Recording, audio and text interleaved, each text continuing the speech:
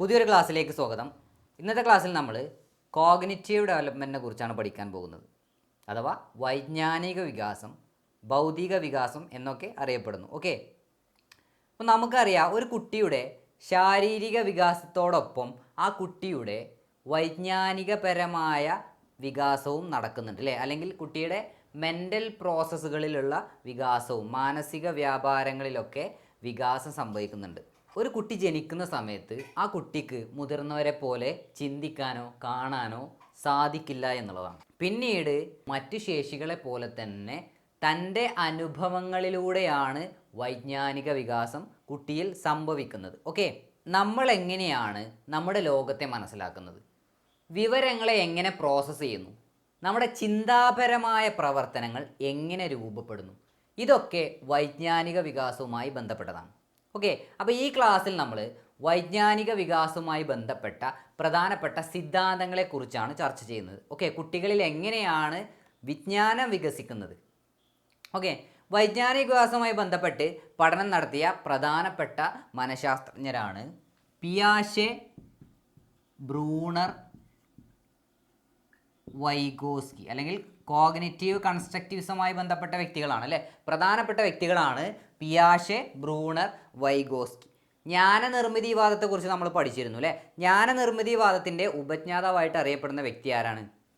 പിയാഷെയാണ് അല്ലേ? ഓക്കെ, അപ്പോൾ പിയാഷെയുടെ വൈജ്ഞാനിക വികാസത്തെക്കുറിച്ചാണ് നമ്മൾ ചർച്ച ചെയ്യാൻ പോകുന്നത്. അദ്ദേഹം എന്താണ് കുട്ടികളുടെ ബുദ്ധിവികാസത്തെക്കുറിച്ച്, കുട്ടികളിലെ വൈജ്ഞാനിക വികാസത്തെക്കുറിച്ച് പറഞ്ഞിട്ടുള്ളത്? കുട്ടികളുടെ വൈജ്ഞാനിക വികാസത്തെക്കുറിച്ച് ആഴത്തിൽ പഠനം നടത്തിയ വ്യക്തിയാണ് ആര്? പിയാഷെ. പിയാഷെ കുട്ടികളെ വിളിച്ചത് ലിറ്റിൽ സയൻറ്റിസ്റ്റ് എന്നാണ്. ലിറ്റിൽ സയൻറ്റിസ്റ്റ് അഥവാ കൊച്ചു ശാസ്ത്രജ്ഞർ. അപ്പോൾ കുട്ടികളെ കൊച്ചു ശാസ്ത്രജ്ഞർ എന്ന് വിളിച്ചത് ആരാണ്? പിയാഷെയാണ് അല്ലേ?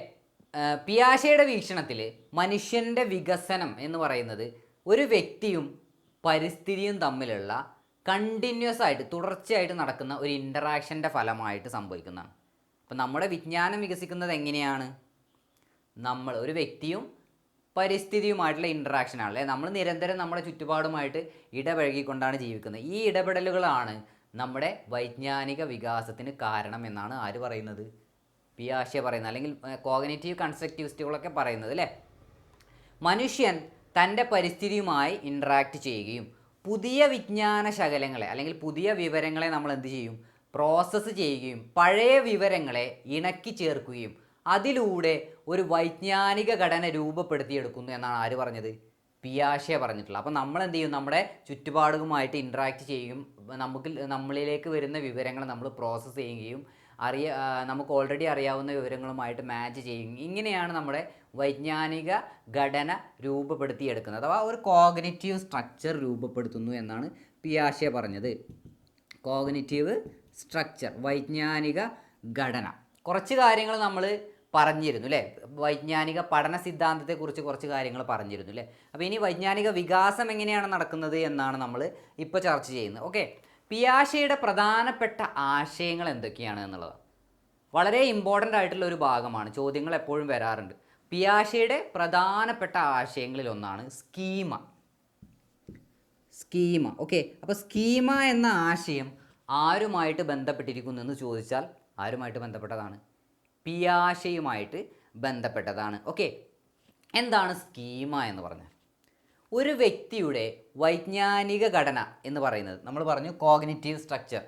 കോഗ്നിറ്റീവ് സ്ട്രക്ചർ എന്ന് പറഞ്ഞാൽ മുൻ അനുഭവങ്ങളുടെ വെളിച്ചത്തിൽ സ്വായത്തമാക്കിയ വിജ്ഞാനാംശങ്ങളുടെ ഒരു ആകെത്തുകയാണ്. അപ്പോൾ നമ്മൾ ഓൾറെഡി എക്സ്പീരിയൻസ് ചെയ്തിട്ടുള്ള കുറേ കാര്യങ്ങളുടെ ഒരു ആകെത്തുകയാണ് നമ്മുടെ കോഗ്നിറ്റീവ് സ്ട്രക്ചർ. അപ്പോൾ നമുക്കറിയാവുന്ന എല്ലാ കാര്യങ്ങളും നമ്മൾ അറേഞ്ച് ചെയ്ത് ഒരു ക്രമരൂപത്തിൽ ക്രമീകരിച്ചുകൊണ്ടും അതുപോലെ വർഗീകരിച്ചുകൊണ്ടൊക്കെ വെച്ചിരിക്കുന്നത് നമ്മുടെ കോഗ്നിറ്റീവ് സ്ട്രക്ചറിലാണ്. ഓക്കെ, ഈ വിജ്ഞാനാംശങ്ങളിലെ ഏറ്റവും അടിസ്ഥാനപരമായിട്ടുള്ള ഘടകം എന്ന് പറയുന്നത് എന്താണ്? സ്കീമയാണ്. അപ്പോൾ നമ്മുടെ കോഗ്നിറ്റീവ് സ്ട്രക്ചറിലുള്ള ബിൽഡിംഗ് ബ്ലോക്സ് എന്ന് പറയുന്നത് എന്താണ്? സ്കീമയാണ് അല്ലേ? വിജ്ഞാനത്തിൻ്റെ ബിൽഡിംഗ് ബ്ലോക്സ് ആണ്, നമ്മളെ നോളജിൻ്റെ ബിൽഡിംഗ് ബ്ലോക്സ് ആണ് എന്ത്? സ്കീമ എന്ന് പറയുന്നത്. ഓക്കെ, സ്കീമ എന്ന് പറഞ്ഞാൽ ഒരു മെൻ്റൽ മോഡലാണെന്ന് പറയാം. മെൻ്റൽ മോഡൽ ഒരു വസ്തുവിൻ്റെയോ അല്ലെങ്കിൽ ഒരു അനുഭവത്തിൻ്റെയോ പേരോ മെൻ്റൽ റെപ്രസെൻറ്റേഷനോ ആണ് സ്കീമ. ഓക്കെ, വൈജ്ഞാനിക ഘടനയുടെ അടിസ്ഥാന ഏകകം അല്ലേ, ബിൽഡിംഗ് ബ്ലോക്സ് എന്നറിയപ്പെടുന്നത് സ്കീമയാണ്. അപ്പോൾ നമുക്ക് ലഭിച്ച, നമ്മൾ എക്സ്പീരിയൻസ് ചെയ്ത ഒരു അനുഭവത്തിൻ്റെ, ഒരു വസ്തുവിൻ്റെ ഒക്കെ ഒരു മെൻ്റൽ റെപ്രസെൻറ്റേഷനാണ് സ്കീമ എന്ന് പറയുന്നത്. ഉദാഹരണത്തിന് ബേർഡ് എന്ന് പറയുമ്പോൾ നമുക്കതിനൊരു സ്കീമ ഉണ്ട്. ബേർഡ് എന്ന് പറയുമ്പോൾ നമുക്കറിയാം എങ്ങനെയാണ് ഒരു പക്ഷി. അപ്പോൾ പക്ഷിക്ക് ചില പ്രത്യേകതകളുണ്ട് അല്ലേ. അപ്പോൾ ഇതിൻ്റെ അടിസ്ഥാനത്തിലാണ് നമ്മൾ ആ സ്കീമ ക്രിയേറ്റ് ചെയ്തിട്ടുള്ളത്. അപ്പോൾ ഇനി ഒരു പുതിയൊരു സന്ദർഭം വരുമ്പോൾ നമ്മൾ എന്ത് ചെയ്യും? ഈ അനുഭവത്തിൻ്റെ അടിസ്ഥാനത്തിൽ, ഈ സ്കീമയുടെ അടിസ്ഥാനത്തിലാണ് നമ്മൾ പുതിയൊരു പക്ഷിയെ കാണുമ്പോൾ അത് പക്ഷിയാണ് എന്ന് അറിയുന്നത്, മനസ്സിലാക്കുന്നത് ഈ ഓൾറെഡി എക്സിസ്റ്റിംഗ് ആയിട്ടുള്ള സ്കീമയുടെ അടിസ്ഥാനത്തിലാണ്. അല്ലെങ്കിൽ ഒരു വാഹനം, വെഹിക്കിൾ, അല്ലെങ്കിൽ ഒരു കാർ, ഇതിനൊക്കെ നമുക്ക് സ്കീമകളുണ്ട്. അപ്പോൾ കാറ് കാണുമ്പോൾ കാറാണെന്ന് മനസ്സിലാക്കണമെങ്കിൽ അതിന് സ്കീമ വേണം. അപ്പോൾ ഇങ്ങനെ നമ്മുടെ നോളജിൻ്റെ ബിൽഡിംഗ് ബ്ലോക്സ് എന്ന് പറയുന്നത് എന്താണ്? സ്കീമയാണ്. അപ്പോൾ സ്കീമ എന്ന ആശയം ആരുമായിട്ട് ബന്ധപ്പെട്ടതാണ്? പിയാഷെയുമായിട്ട് ബന്ധപ്പെട്ടതാണ്. ഓക്കെ, അപ്പോൾ വൈജ്ഞാനിക ഘടനയുടെ അടിസ്ഥാന ഏകകം എന്താണ്? സ്കീമയാണ് അല്ലേ. അടുത്ത ആശയമാണ് അഡാപ്റ്റേഷൻ. അഡാപ്റ്റേഷൻ അഥവാ മലയാളത്തിൽ അനുകൂലനം. അദ്ദേഹത്തിൻ്റെ പ്രധാനപ്പെട്ട മറ്റൊരു ആശയമാണ് അനുകൂലനം എന്ന് പറഞ്ഞാൽ. അപ്പോൾ പിയാഷെയുടെ അഭിപ്രായത്തിൽ പഠനവും വൈജ്ഞാനിക വികാസവും ഒരു ബയോളജിക്കൽ പ്രോസസ്സാണെന്ന് അദ്ദേഹം പറഞ്ഞിരുന്നു അല്ലേ. ബയോളജിക്കൽ പ്രോസസ്സാണ് അഥവാ ഒരു ജീവശാസ്ത്ര പ്രക്രിയയാണ്. ആരുടെ അഭിപ്രായത്തിൽ?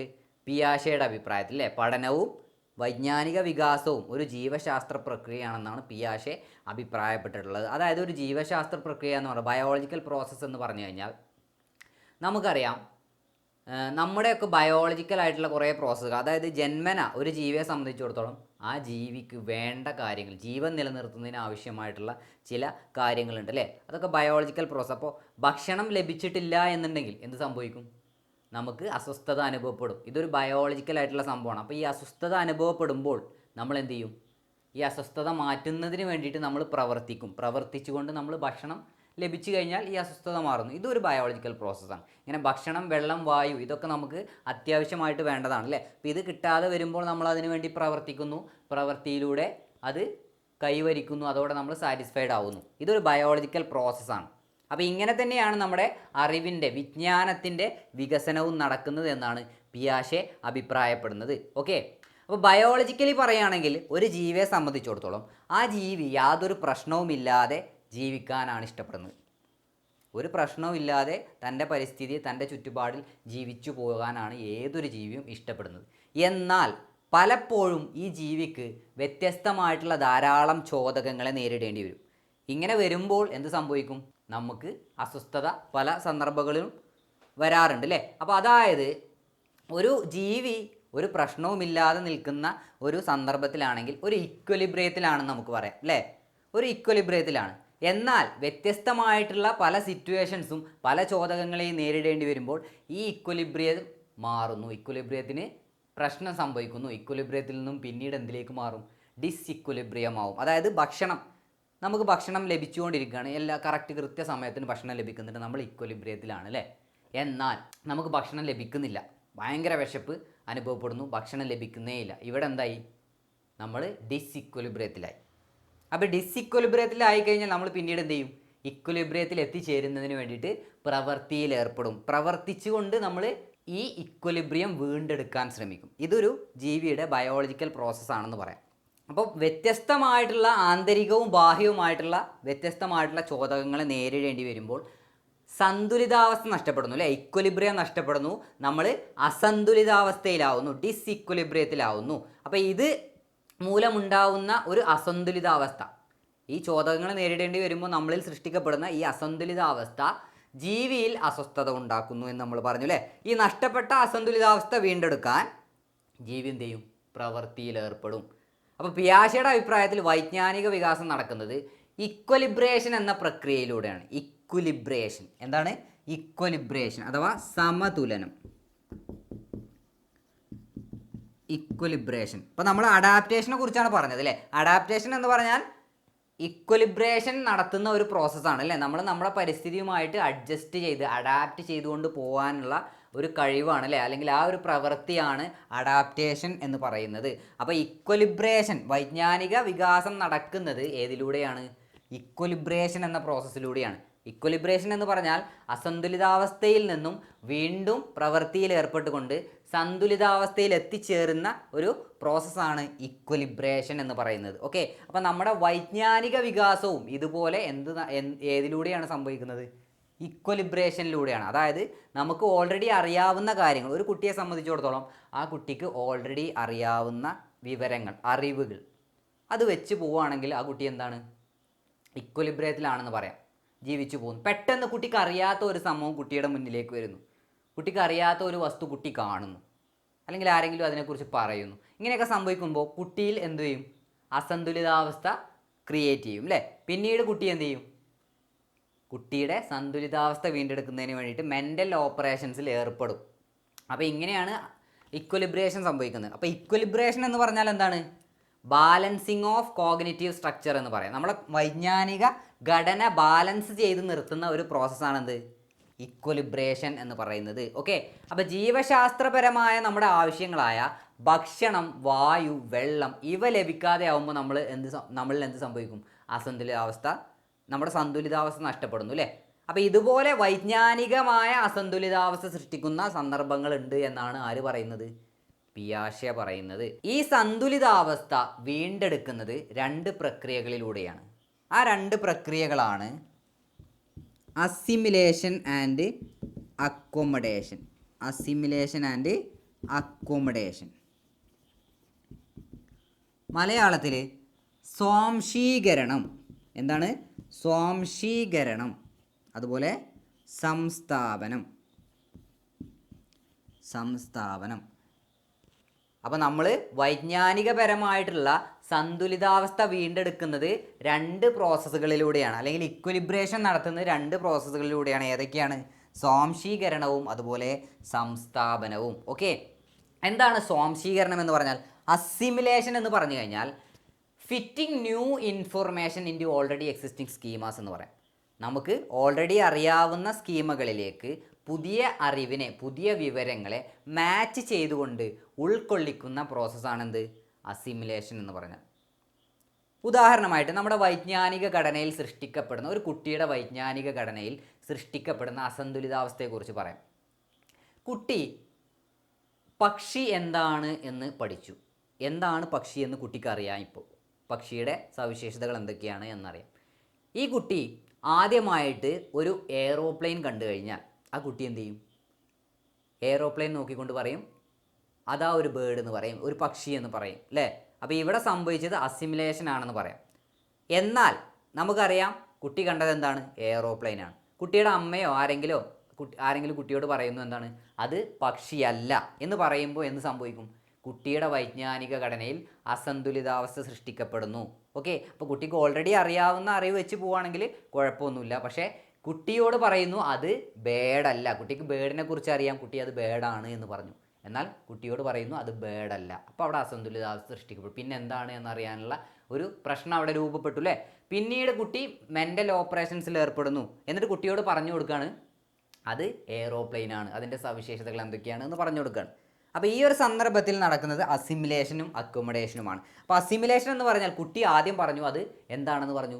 അത് ബേർഡാണ് എന്ന് പറഞ്ഞു അല്ലേ. കുട്ടിക്ക് ഓൾറെഡി ബേർഡ് എന്താണെന്ന് അറിയാം. എയ്റോപ്ലെയിൻ കണ്ടപ്പോൾ ബേർഡിനെ പോലെ കുട്ടിക്ക് തോന്നി, അതിൻ്റെ സവിശേഷതകളൊക്കെ കണ്ടപ്പോൾ ബേർഡാണെന്ന് തോന്നി. കുട്ടി എന്ത് ചെയ്തു? ബേർഡാണെന്ന് പറഞ്ഞു. എന്നാൽ അമ്മ ബേഡല്ല എന്ന് പറഞ്ഞു. അതോടെ കുട്ടിയുടെ മാനസിക കോഗ്നിറ്റീവ് സ്ട്രക്ചറിൽ അസന്തുലിതാവസ്ഥ സൃഷ്ടിക്കപ്പെട്ടു. പിന്നീട് കുട്ടിയോട് അമ്മ പറഞ്ഞു അത് എയ്റോപ്ലെയിൻ ആണ്, എയ്റോപ്ലെയിൻ ജീവനില്ല, ഇതുപോലെ ഒരു മെഷീനാണ്. ഇങ്ങനെ കുറച്ച് കാര്യങ്ങൾ പറഞ്ഞു കൊടുക്കുമ്പോൾ കുട്ടി എന്ത് ചെയ്യും? കുട്ടി പുതിയ ഒരു സ്കീമ ക്രിയേറ്റ് ചെയ്യും. പുതിയൊരു സ്കീമ, എയ്റോപ്ലെയിൻ എന്ന് പറയുന്ന ഒരു സ്കീമ ക്രിയേറ്റ് ചെയ്യും. അടുത്തൊരു സന്ദർഭത്തിൽ കുട്ടി എയ്റോപ്ലെയിൻ കണ്ട ബേർഡ് എന്ന് പറയുമോ? ഇല്ല. കാരണം എന്താ? കുട്ടിയുടെ വൈജ്ഞാനിക ഘടനയിൽ പുതിയൊരു സ്കീമ കുട്ടി രൂപപ്പെടുത്തി. അപ്പോൾ ഇവിടെ കുട്ടി ആദ്യം കണ്ടപ്പോൾ അസിമിലേറ്റ് ചെയ്യുകയാണ് ചെയ്തത്. കുട്ടി സ്വാംശീകരിച്ചു. അത് കുട്ടിക്ക് ഓൾറെഡി അറിയാവുന്ന സ്കീമയുമായിട്ട് പുതിയ ഒരു അനുഭവത്തെ, പ്രശ്ന സന്ദർഭത്തെ കുട്ടി എന്ത് ചെയ്യും? മാച്ച് ചെയ്തുകൊണ്ട് വൈജ്ഞാനിക ഘടനയിൽ ഉൾപ്പെടുത്താൻ ശ്രമിച്ചു. അവിടെ നടന്നത് എന്താണ്? അസിമിലേഷനാണ്, സ്വാംശീകരണമാണ്.